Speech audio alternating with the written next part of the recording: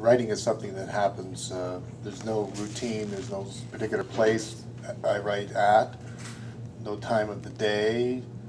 They're kind of spontaneous events, completely, not completely out of my control, but often I'm responding. I'm trying to address this notion of where the images come from, and I think it comes from reading.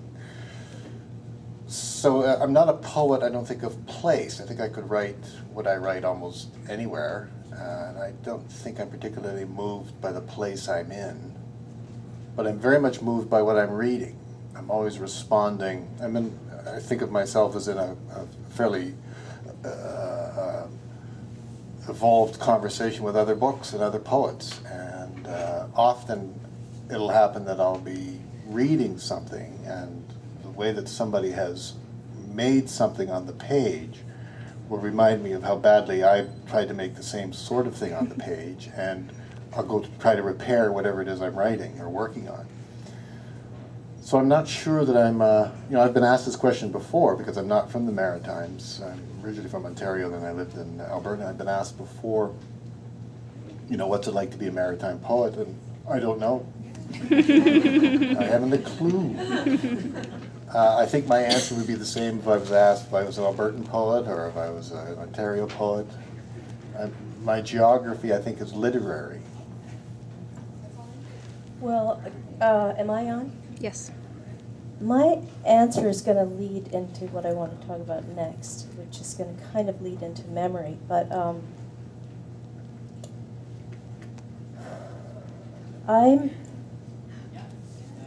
I do write in the same place in a very organized fashion, and I have forever. So I do sit down at my desk to write. And I think I'm very, very connected to place because I love it so much. I love the place. I love place, which is going to lead to something else about motivation and writing to save things. But anyway, sliding back into the memory thing, I have a very strong sensory memory, and I love to close my eyes and think. I can remember what the sand felt like between my toes. I can remember what it smelled like when the time we hung the blankets up in the barn because it was so cold and the horse manure was freezing. And that kind of memory takes me both vertically and in the narrative direction, because I'm very sensual in my writing. So I want to ask you a question about memory, because I brought up memory. Right. My question is, you have some very powerful poems about your father and images from your childhood. And I often wonder, when I write, I should see the word use slipped in there. But when I write about my own childhood, I always wonder, am I going to change the memory? It's like I have this memory that's very strong and real. And then I take that and I transmute it into whatever I transmute it into. And I always worry whether I'm going to change that, whether I'm going to change my memory. Can you talk about that? I can. I have I'm the worst memory ever. I thank God I have siblings, because otherwise I'd have no past. They're always reminding me of something that I've either completely not remembered or woefully misremembered. So for me, memory is fiction to me. I have these slender little insights into where I might have been at. But I'll often be in conversations with the people who were there and say, no, that's not the way it happened at all. So when I'm writing, and when I'm writing about my father, or I'm writing about my past, or about my childhood, I know I'm inventing most of it. But it's an amalgam of impressions, things that I've felt maybe not at that particular time in that particular place, but it comes together in a kind of stew that sounds like a memory and looks like a memory, but I know it isn't. I like that word stew. Yeah. Because I often find that it's a bunch of things that come together that lead you to the what's underneath, which is, I always think there's something underneath that is ultimately beyond words. You know, you've got this piece of ham and this carrot and this bit of onion, and you put it together and you get this stew, but Right. you know, but then there's something else there. Yeah, I like that. Well, you must have, as a novelist, novels are so far beyond me. I can't, you know, for me, a novel would be like a long campaign, you know, 3 years. Yeah.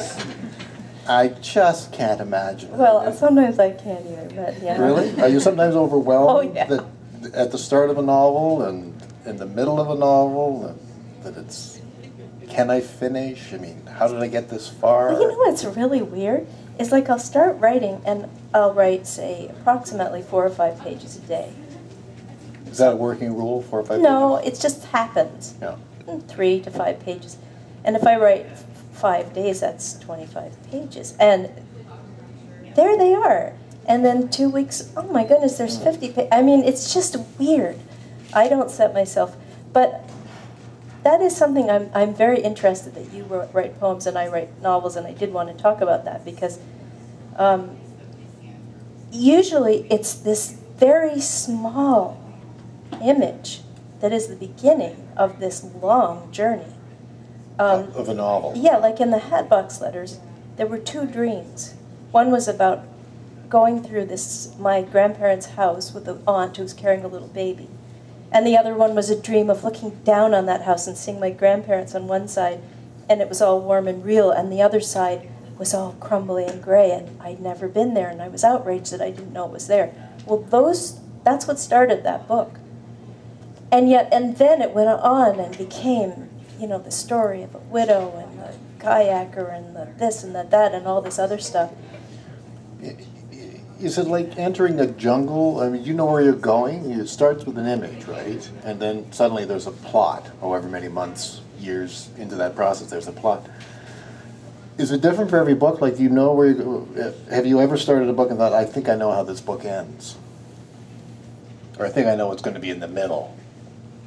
Or I think I know what the turning point is? Or is it always just, you just start with some sort of motivating, inciting image or... Yeah, it's pretty much like that. It's like I get to a point, and I want to ask you if you feel this way too. It's almost like a physical pressure inside me. I've been thinking about something, and I suddenly think, I just have to start. It's like, to me, it's like being a piano player, and you can feel it in your fingertips, and you just have to start playing that piano. Do you feel like that sometimes? No.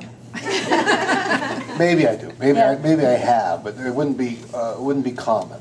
Here's the only way I can relate to this. I was just reading something about a week ago, and about Samuel Beckett's face. You know Samuel Beckett's face, going to his face, and they said the line was, "He has a face like it's been poached in eternity."